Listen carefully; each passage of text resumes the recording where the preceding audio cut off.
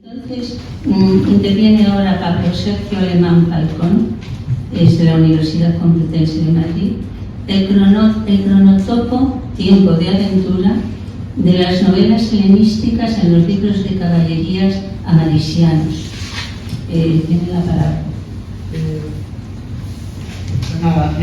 Antes que nada, pues, muchas gracias por hacerme partícipe en el Congreso y bueno, yo voy a también leer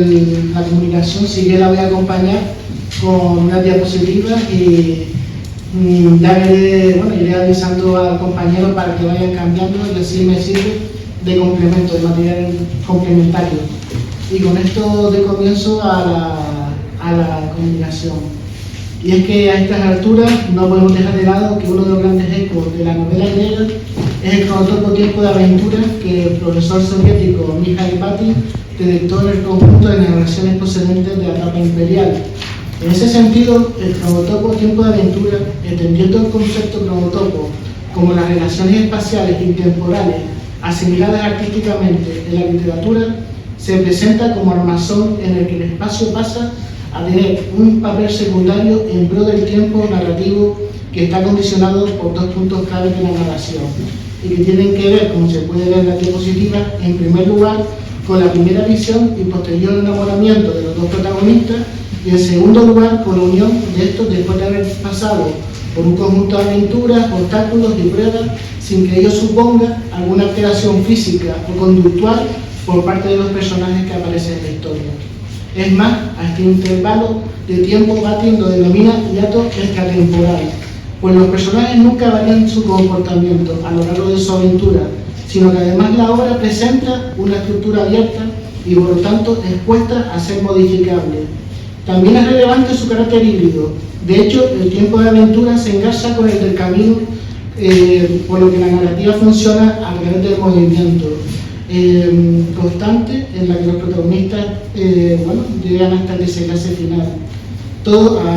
esto que indicamos y que nos da nuevos productos de un intervalo histórico que tiene que ver, como indicó Carlos García Gual, con los vastos territorios que se unieron a través de la cultura de la Coruña, que tras ser conquistados previamente por Alejandro Magno, pues son aunados a través de la cultura griega. Y no es nada nuevo tampoco que el público de esos lugares no se encontrara demasiado identificado con las obras épicas de Homero, ni tampoco con las tragedias de Sopo, todas ellas surgidas en tiempos remotos y en espacios muy diferentes como las poligriegas. En ese sentido, pues como dice Carlos García Gual, cuando Aristóteles realiza su poética, pues ya esos géneros pues, se encontraban, en palabras del académico, fosilizados. Igualmente, la tipología del héroe, marcada todavía por la divinidad, no encontraba cabida en un nuevo paradigma en el que los habitantes de Aragonés se adentraban en largos caminos llenos de interminables jornadas de viaje con sus consiguientes peligros e incertidumbre.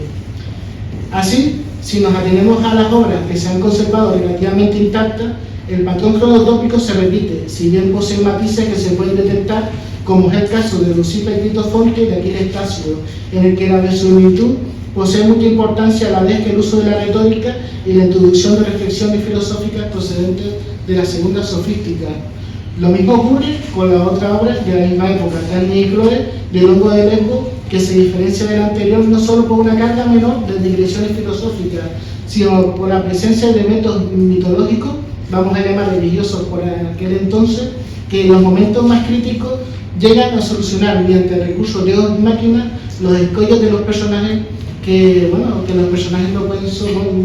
solucionar por su condición física. Recordemos, por ejemplo, Dani y Chloe, cómo se aparece el dios Pan para poder solucionar el problema del rapto de Chloe. ¿Vale? En ambos casos, el espacio del cronotopo tiempo de aventura, a pesar de poseer un grado de abstracción que no se atiende a una orografía real, su naturaleza híbrida es capaz de permear elementos sociopolíticos que, si bien no poseían un papel relevante en las obras, se mostraban implícitamente en ellas. Con ello hago alusión pues, a la enorme peligrosidad que tenía el mar aquel entonces, sobre todo porque estaba plagado de piratería, ¿no? Aparte, detectamos como denominador común la pertenencia a una élite social alta. Sí me gustaría pasarlo. Ese que leí antes sobre No, el siguiente, sigue. A ver, sigue el siguiente. Bueno, la pertenencia a una élite social alta, por lo que incluso, a pesar de la reestructuración del héroe de la novela griega, se hace imprescindible el linaje para que se produzca el punto final del relato, a veces traído por medio de la anamnesis. Estos dos puse dos ejemplos, uno de Lucipa y Critofonte y otro de Anne y Chloe, en el que yo creo que es clave pues, el elemento del linaje, no solamente para que la obra pues, quede bien cerrada, no solamente puede ser, no solo se termina con la unión de los personajes, sino también por la aceptación social de esa unión. Es digamos, inviable si esos personajes pues, no son aceptados por los padres y, bueno, por eso, por ese pueblo, ¿no? que representa ese estatus social alto. Seguimos en el... Llegado a este punto y tras realizar un trazo muy general del tiempo de aventura, la presencia de estos rindes en la narrativa del siglo XVI ha sido objeto de diversos estudios. Aquí hay una muestra, si bien el que sí me sorprendió fue la reedición de 2022 de Los orígenes de la novela de Carlos García Güell, en el que ya hay un apéndice en el que se indica ese eco leno en la novela áurea, ¿vale? En la narrativa áurea. Y bueno, y aquí pues aparecen los diferentes estudios donde he visto que se utiliza pues el cronotopo, ¿no? El que se detecta ese sistema, ¿no? de espacio temporal en la narrativa. Sin embargo, creemos que debemos preguntarnos en qué estado llega el tiempo de aventuras a la medida de 1908 para saber cómo funciona en los libros de caballería mayesianos, en consonancia con la realidad vivida durante sus composiciones. Ante esto, la profesora Isabel Lozano Reñera nos demuestra que este se dio no solo de manera transnacional, sino con una especie de retroceso, en palabras de la autora, debido a factores literarios como la consideración de la obra de arte traída desde el imperio de la oralidad frente a la concepción de la obra escrita. A ello se le sumaba la idea medieval que se venía sobre la traducción, considerada más bien como una interpretación sobre los textos iniciales y por lo tanto también modificable. Por último, es relevante nombrar elementos extraliterarios que permeaban en la literatura a través del folclore y que alteraban el hiato extratemporal del cronotopo, siendo uno de ellos el factor religioso, es decir, el cristianismo pues condiciona el elemento del hiato extratemporal que antes era totalmente libre en la novela griega. A ello se sumaba la idea medieval, a todo esto, lo que se puede observar es que si bien la estructura en su origen poseía una entidad propia, la cosmovisión medieval obliga a la estructura a establecer un papel secundario como mero soporte de obras narrativas con mayor entidad, como lo fueron los primeros libros de caballerías medievales. Sobre esto, las diferencias que detecta Lozano Reñera son primordiales para entender otro estadio de evolución de la estructura hasta llegar a la maíz de Gaula. Aquí aparecen 4 puntos, pero por cuestión de tiempo, a mí me interesa, por ejemplo, cómo se pasa de un héroe pasivo, porque el héroe de la novela griega recibe la aventura, es víctima de su, digamos, como del destino, y el héroe de caballería es un héroe activo en busca de fama, gloria, de un nombre y por supuesto de un linaje que se perpetúa en el tiempo. Es decir, hay un cambio en cuanto a la naturaleza del héroe. También otros elementos son ya la introducción de elementos folclóricos que condicionan la estructura espaciotemporal de la novela. En este sentido, si bien es cierto que la huella de la novela griega no se dejó sentir en el ciclo artúrico, reiteramos la importancia del linaje de héroes de las novelas griegas como factor importante para que la unión no solo se produzca, sino que posea una aceptación social unívoca, es decir, lo que decimos antes. En este aspecto nos hace pensar que el cronotopo, si bien no se produce la vulgata o posvulgata, que son los últimos estadios de la materia artúrica en España, sí permitió que se pudiera desembarcar elementos primordiales de este ciclo para que pudiera detectarse la maíz de Montalvo y por el que pueda establecerse paralelismos con los reinados de los reyes católicos y Carlos V y por lo tanto explicar la razón por la que se desarrolló tanto el género caballeresco durante la primera mitad del siglo XVI. En este sentido, el tiempo de aventura, en su naturaleza híbrida, se bifurca en varias ramas, ya no solamente con las novelas de aventuras medievales, sino también con la literatura caballeresca. No nos detendríamos a detallar aspectos sobre la reproducción de la materia, por ejemplo, artúrica en la etapa medieval, pero si bien las novelas de aventuras de la época provocaron un retroceso del cronotopo, con el género caballeresco se producen aún mayores modificaciones. Y una de ellas es la incorporación, como decimos, los elementos folclóricos que proceden de la sociedad estamental, como la representación que poseen los caballeros andantes dentro de la estructura piramidal que formaba el feudalismo. Y a eso aludo al estudio de Boris King de 1936. Igualmente, tal como demuestra Erich Kohler en una crítica hacia las monarquías que no se atenían a las estructuras estamentales y se inclinaba más bien a un aumento de poder en detrimento de los nombres, como bien dice el profesor, a tratar pues la producción de cristianos de troyanos. Vale.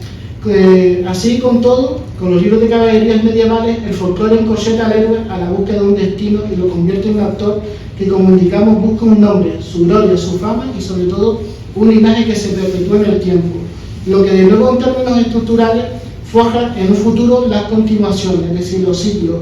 de caballería del siglo XVI, así como lo demuestra el esquema que realizó Lord Raglan en su trabajo de 1936, que bueno, aquí no vamos a poner los 22 patrones que expuso, pero bueno, creo que todos lo conocemos.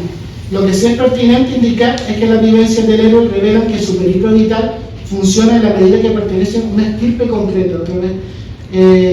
andamos en la misma idea, y su riqueza puede sucederse con éxito. Así la pertenencia a una élite determinada se revela fundamental, no solo para que los personajes de la obra puedan unirse con la aprobación de los padres y de la sociedad a los que representan, sino que son claves para que las obras sean identificables por el público al que pertenece dicha sociedad. Es lógico, pues, que en un género como el caballeresco, nacido dentro de un estado feudal y cuyos protagonistas son héroes de alta estirpe y en busca de un linaje determinado, que el cronotopo, tiempo de aventura, sea el armazón perfecto, no solo para que los personajes lo representen, sino para que generen una especie de espejo de la sociedad medieval. Es por eso que, llegado al mundo amadiciano, las 3 ediciones del Amadís primitivo se modifican en pro de los acontecimientos sociales, para llegar digamos, a la última versión y la definitiva del regidor de Medina del Campo, que, bueno, en 1508. En ese sentido, el profesor Avalash intuyó que en el último estadio del Amadís primitivo se reprodujeron 10 de los 22 patrones que indicaban los Raglan, lo que demostraría que en el hiato extratemporal del tiempo de aventura retrocede en pro de un paradigma sociopolítico determinado. Aquí se encuentran los 12 puntos de los 22 que localiza el profesor. Por supuesto, no los puedo, por cuestión de tiempo, no los puedo nombrar, pero sí es importante indicar que estos puntos son los elementos que condicionan el hiato extratemporal que viene del cronotopo tiempo de aventura, o sea que ya la obra deja de ser menos abierta y supone una mayor modificación del cronotopo en relación con el original. Sin embargo, si el Amadís primitivo aplicaba el dedillo los patrones que tradicionalmente debía seguir el héroe a lo largo de los siglos y a través del folclore, cabe preguntarse la razón por la que el regidor de Medina del Campo lo modificó para que el héroe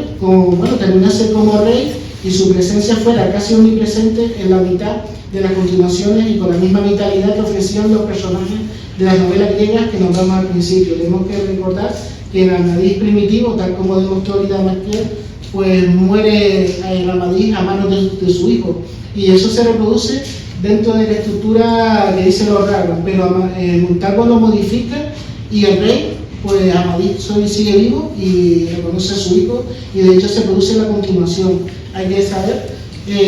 por qué lo hace deliberadamente en relación con el Amadís primitivo. En este sentido, las razones se deben buscar en la enorme ósmosis que se produjo entre la realidad y la ficción caballeresca, sobre todo a partir del siglo XV. Como decía Martín de Riquet en su obra de 1967. ¿Vale? Y a esto se le suman las palabras que indica la profesora Silvia Robó, que había en la literatura como una suplente poética menor de la épica que sobreviviría mucho tiempo. Es decir, que va a haber un ambiente épico digamos que debido a las razones que no les puedo tampoco comentar, pero que se encuentran aquí, se va a generar un ambiente para que se produzca una producción épica, pero no va a ser épica propiamente dicha, sino que también se va a basar también en la novela, y esa épica menor, como dice la profesora, va a ser los libros de caballería. Y es que es así si tenemos en cuenta que la época en la que se recompone el Amadís coincide con el proyecto sociopolítico de los Reyes Católicos, que, como indican los profesores María Teresa Jiménez Calvente y Ángel Gómez Moreno, son tiempos para generar una atmósfera que es propicia para una producción cuyo eje común toca elementos épicos. ¿Vale? En ese sentido, pasamos también. Los libros de caballería, bajo el halo fernandino, ven condicionado el armazón de sus historias acorde al proyecto que se está llevando a cabo. De hecho, la profesora María del Carmen Manipina detecta aspectos que afectan a la estructura cronotópica, entre los que destacamos, aparte de lo que se encuentra en la diapositiva, la exaltación de los valores éticos y religiosos, la lucha del norte de África y la representación de un rey que actúa por una conducta caballeresca determinada y muy parecida a la Amadís de Gaula. Es decir, se va creando una especie de ambiente de cruzada y una defensa de los valores religiosos que se va a ver permeando en los 3 libros amadisianos que se componen bajo ese reinado. En ese sentido, estas razones, junto a las de Jiménez Calvente y Gómez Moreno, explican la estructura de la Amadís de Gaula, o para ser más exacto, su estructura cronotópica. En ese sentido, si mantenemos los primeros 4 libros, podemos observar que el tiempo de aventura, a pesar del retroceso que sufre por medio de la materia caballeresca, todavía respeta los 2 puntos clave con los que nace la etapa imperial griega. Y estos son el enamoramiento de los protagonistas y finalmente la unión de ambos al final de la obra. Es decir, que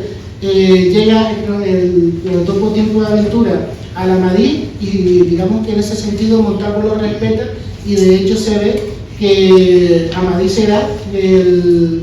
intentará demostrar a lo largo de toda su obra ser el más fiel caballero enamorado, cosa que también tiene en cuenta Curto Herrero en su estructura cuando realiza su estudio sobre la estructura de los libros de caballería castellana. De la misma manera, el gran logro de Montalvo, si ya no estaba en el Amadís primitivo, estriba en la combinación del prototipo de la vida del héroe tradicional, tal y como nos muestra los Herrera, y en la modificación de sus ítems para generar un 5.º libro que a su vez es la fiel muestra de los principios de los libros de caballería bajo el dominio de los Reyes Católicos. En ese sentido, el tiempo de aventura en la saga de Esplandián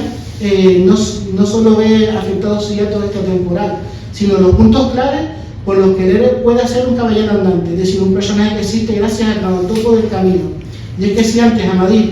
como hemos dicho, debería ser el más fiel, perfecto caballero enamorado, en esta ocasión la obra se determina a través de la adquisición de un arma determinada, que es la espada que se encuentra el héroe en la peña de la luz encantadora. No sé si recordamos que es curioso cómo, a pesar de que existe una estructura de que se enamora ese personaje de Dora, pero lo que marca la estructura va a ser la posesión de un arma determinada con un significado simbólico concreto. Y desde que se pierde ese arma, desde que la propia encantadora, la luz encantadora, le arrebata el arma, pues ya la novela se puede decir que está amortizada y se genera esa especie de entrelazamiento entre los compañeros, entre los vasallos y amistades de Amadís para que se puedan producir las continuaciones. Esto determina la importancia de la empresa de su hijo, de Amadís, y Afectos Estructurales demuestra una vez más que los 4 primeros libros son refundiciones de un material determinado, mientras que el quinto libro se denota la completa autonomía de Montalvo en su elaboración. Finalmente, como hemos dicho, cuando el protagonista se despoje de su espada, se producirá el final protocolario de generar uniones dinásticas entre los aliados de los héroes, lo que conduce al aprovechamiento de los hilos argumentales para nuestras continuaciones, para nuevas continuaciones.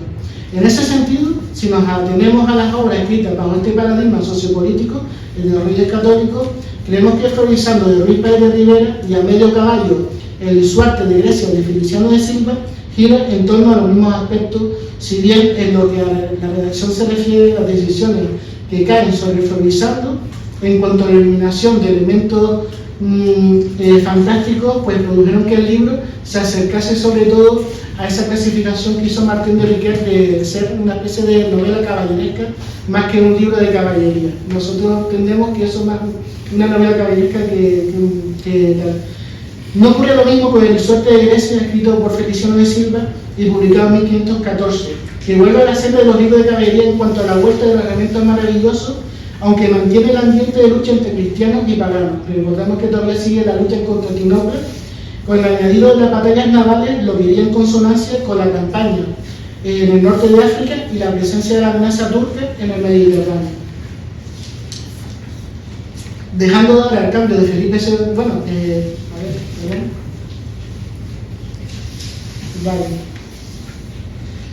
lo que a estas alturas tenemos en claro es que la explotación editorial de los libros de la caballería a través de la Maíz de Gaula es una realidad que, si bien tuvo una finalidad complementaria en el gran proyecto de los Reyes Católicos, en el paradigma de Carlos V alcanza una verdadera ósmosis entre realidad y ficción, cuanto menos curiosa.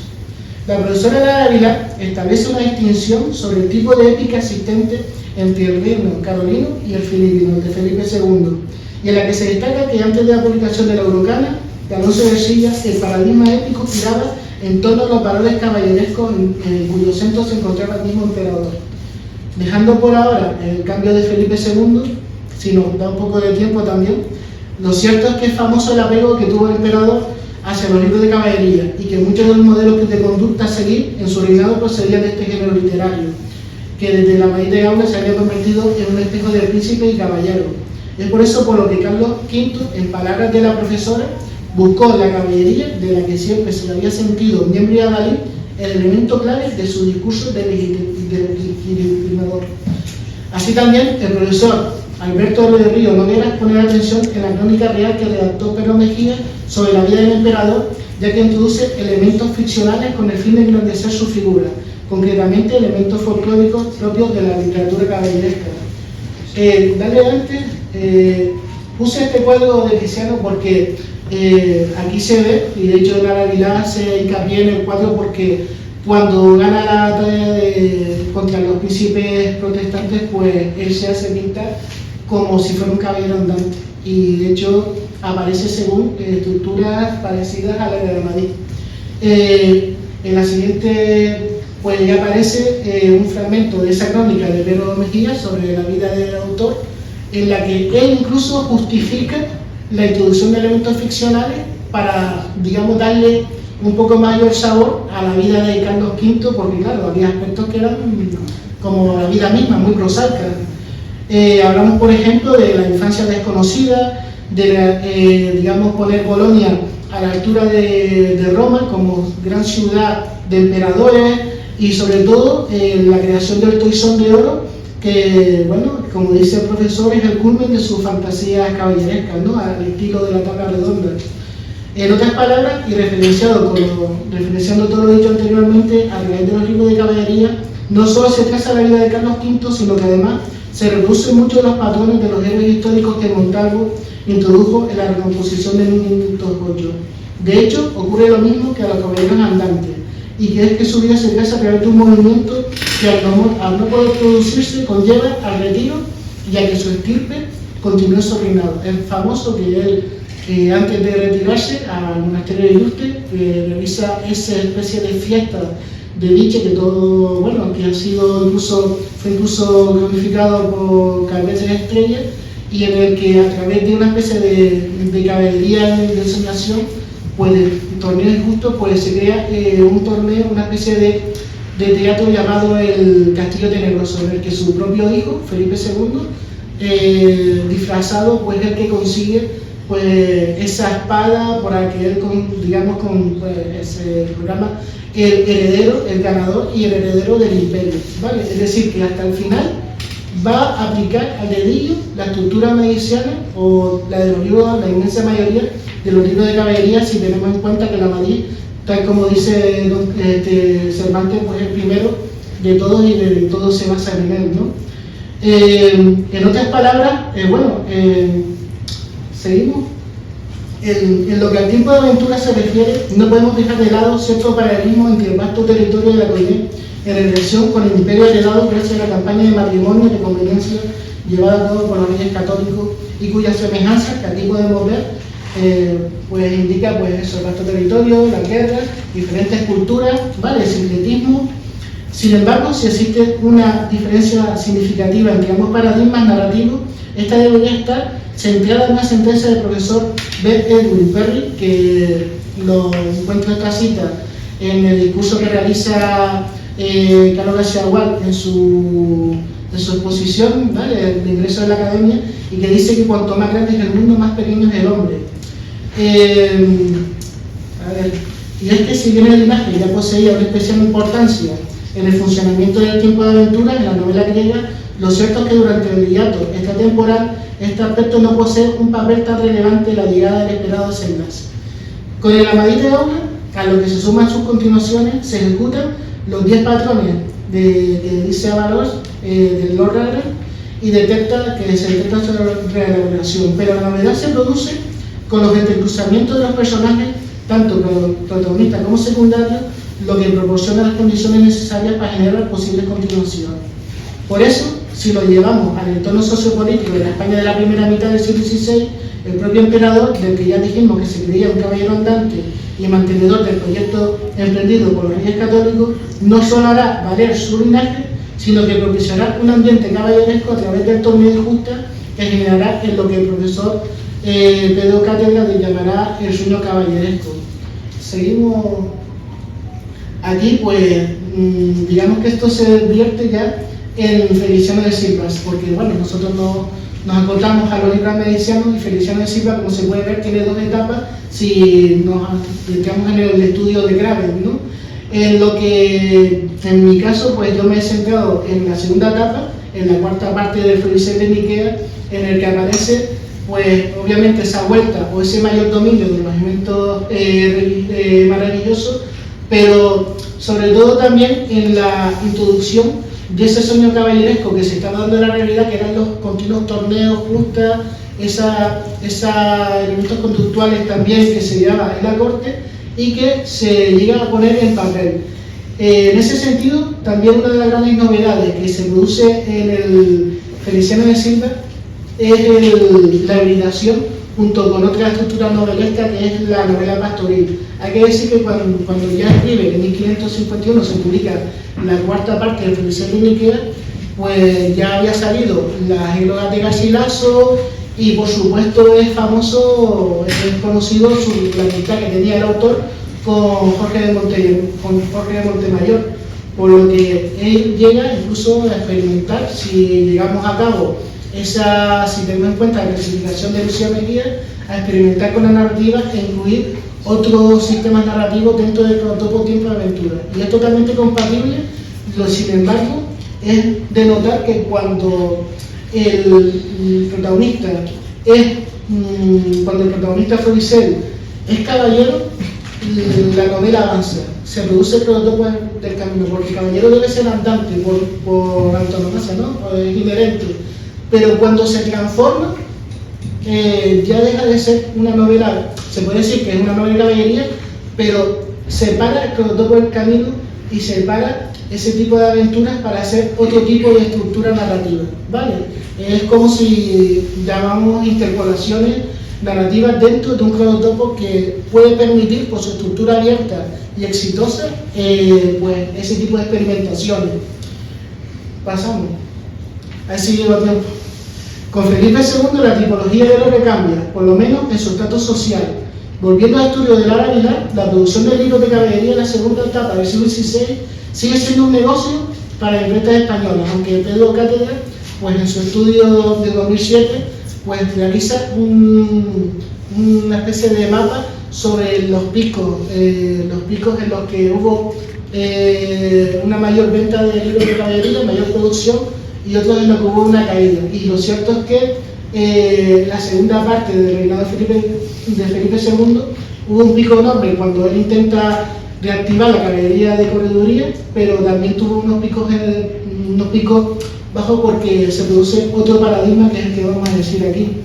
Y es que gracias a la trayectoria bélica del imperio, sumado a las conquistas en el Nuevo Mundo, se fue produciendo un cambio dentro del sueño caballeresco, hacia uno que no solo participaban los reyes y los grandes nobles, sino aquellos que ocupaban las más bajas esferas. En ese sentido, el héroe se democratiza y comienza a tener bastante eco una literatura épica que va poco a poco sustituyendo a otra en la que no se reconocen ni las proezas ni el carácter de los nuevos héroes. Así, otro de los cambios que tiene que ver con el espacio en que transcurren los hechos narrativos. Otro de los cambios tiene que ver con el espacio en que transcurren los hechos narrativos vistos de la novela griega como un territorio tratado de manera abstracta y acorde a los designios del autor. Y es que desde ahora no solo tiene un nombre, sino que además una orografía real que engrandecerá a través de los logros bélicos y la hegemonía del Imperio Español. Aunque hay que añadir que Garcilaso de la Vega, en su tercera era, ya había empezado a realizar ese proceso a través de la ciudad de Toledo. Es decir, se produce un proceso de mitificación que ya no era nuevo, ¿vale? Es decir, que tanto el héroe se democratiza y el espacio, a través de esas batallas épicas que son totalmente reales, pues pasa de ser esos grandes espacios abstractos que no hay incertidumbre a ser reales y a tener una orografía e incluso a tratarse en verso. Pasamos al siguiente. Aquí puse un ejemplo, como canario que soy, pues esta es una de las producciones dentro del paradigma del Felipe II, y es que el propio Antonio de Viana, en 1601, pues en su producción introduce incluso elementos de cronotopo, tiempo de aventura. Aquí no tengo mucho tiempo de hablarlo, pero sí se detecta aquí se detecta, pues obviamente, la producción es épica, con héroes que son como Núñez de Alba, producciones épicas, y bueno, y con personajes reales y con personas que no tienen que ser pues ni condes, ni duques, ni reyes, etcétera, sino soldados, tal y como dice Lara Vilar. Pasamos al siguiente y no sé cómo vamos, yo creo que me estoy pasando de tiempo. Pues ya con el Quijote, lo único que tengo que decir va a ser al final. Ahí, el Quijote nace, cuando llega el Quijote, por así decirlo, pues llega con el paradigma de Felipe II. Hay que decir que Miguel de Cervantes es un autor que vivió en la batalla de Lepanto, es una persona que a pesar de su desobediencia pues se mantiene orgulloso de eso, se considera guerrero en su momento, y si no él, también lo fue su personaje Alonso Quijano, que no es ni más ni menos que un hidalgo que con 50 y pico años pues se cree un caballero andante y lleva a cabo pues ese proceso del sueño caballeresco. Y se produce también una especie de estructura, que se traza también una descripción del paisaje real, es decir, pasamos de ese gran vasto territorio de la Coine a, como dice Aurora Ejido en su libro de 2023, de este mismo año, a que todo en Castilla-La Mancha, la actual Castilla-La Mancha, en Aragón y en Cataluña, pues se desarrolle el Quijote. De hecho, hoy en día incluso existe de manera turística rutas y todo eso. Es decir, que se pasa, como dice Perry, de un mundo gigante que el hombre es pequeño, a que el mundo se acota a la expresión del personaje. ¿Y qué personaje puede ser? Que el del Quijote, que en tres, según dice el profesor Miguel Sala, en tres planos, el paródico, metaparódico y las interpretaciones narrativas, pues se produce ese cronotopo tiempo de aventura. Y con esto termino a mi exposición. Muchas gracias.